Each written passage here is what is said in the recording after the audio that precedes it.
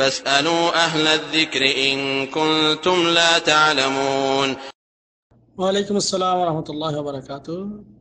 শাহেদ খন্দকার ভাই বাংলাদেশ রাজশাহী থেকে একটি প্রশ্নে বলেছেন, যারা বাধ্য হয়ে ব্যাংক থেকে সুদ নেন বা লোন নিয়ে সুদের উপর টাকা দেন, এটা তারা গুনাহগার হবেন কিনা এবং এটা জায়েজ আছে কিনা? আলহামদুলিল্লাহ ওয়াসসালাতু ওয়াসসালামু আলা রাসূলিল্লাহ।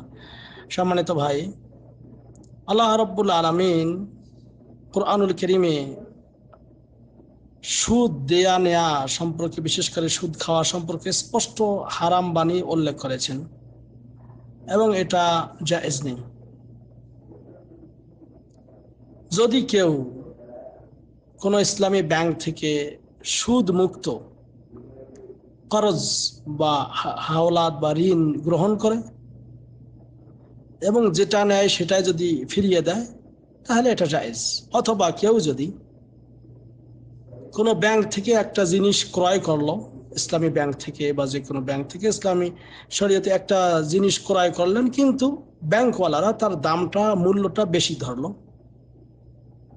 সেই ক্ষেত্রে এটা সুদ নয় এবং সেটা ওই ক্ষেত্রে জায়েজ। কিন্তু কেউ যদি কর্জ নিল এবং ব্যাংক তার উপর ফরজ করলো বা ব্যাংক তার উপর নির্ধারণ করলো যে তোমাকে এত টাকা হারে সুদ দিতে হবে। আপনি বলছেন যে কেউ যদি মোত্তর হয়, মোত্তর মানে যেটা কেউ অপারগ হয়, আসলে অপারগ হয়ে সুদ নেওয়ার এখানে কিছুই নেই। অধিকাংশ মানুষ, অনেক মানুষ ব্যাংক থেকে লোন নেয় যে তার এরকম করে হয়তো বাড়ি গাড়ি ইত্যাদি অনেক কিছু বানানোর জন্য বা যে কোনো কাজ করার জন্য। আসলে মুত্তর কারা? মুত্তর কখন শূকরের মাংস খাওয়া হালাল, যদি প্রাণ ওষ্ঠাগত হয়ে গেছে, প্রাণ বের হয়ে যাবে। এজন্য শেখ বিন বাজ রাহিমাহুল্লাহর একটি ফতোয়া রয়েছে যে কাসীর মিনান নাস সাহালা আলাইহিম আমরুর রিবা, অনেক মানুষ সুদ সম্পর্কে খুব শিথিলতা করে।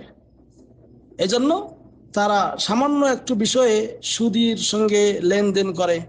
যারা এই কাজ করে তাদের ইমানে দুর্বলতা রয়েছে, তাদের মধ্যে মালের মহব্বত এর প্রবণতা রয়েছে, তাদের অন্তরে আল্লাহ রাব্বুল আলামিনের ভয় কমে গেছে।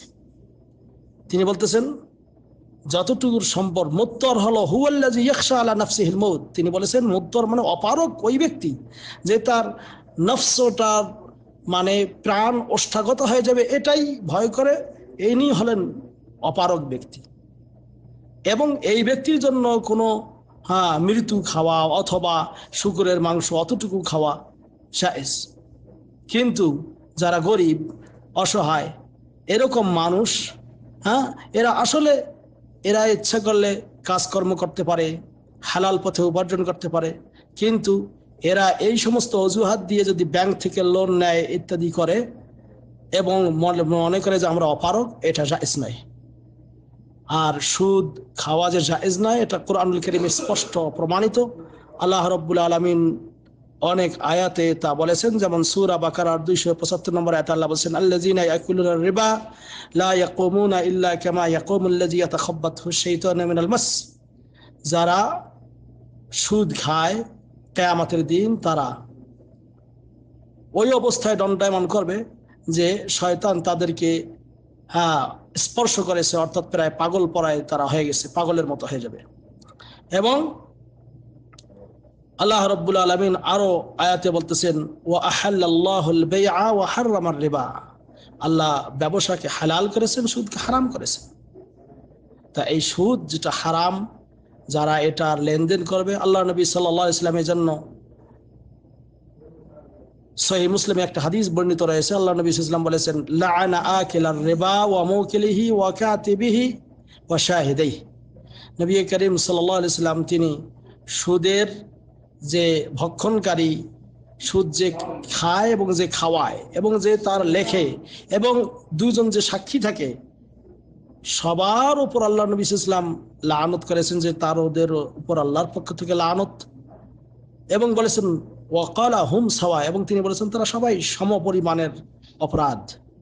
কাজেই আসুন আমরা সুদ থেকে বেঁচে থাকি। সুদের মাধ্যমে লেনদেন ইত্যাদি আমরা অপারগ হয়ে গ্রহণ করছি এমন অজুহাত না দিয়ে বরং সেগুলোকে বর্জন করার চেষ্টা করি।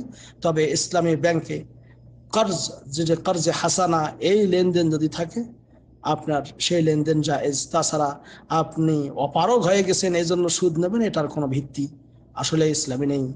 এই কথাগুলি যে বললাম শেখ বিন বাজ রাহিমাহুল্লাহর ফতোয়া থেকেই আমি এগুলো আপনাদের সামনে উপস্থাপন করলাম। হাযা ওয়াল্লাহু আ'লাম বিস-সাওয়াব ওয়া সাল্লাল্লাহু আলা নবিয়িনা মুহাম্মদ। আসসালামু আলাইকুম ওয়া রাহমাতুল্লাহ।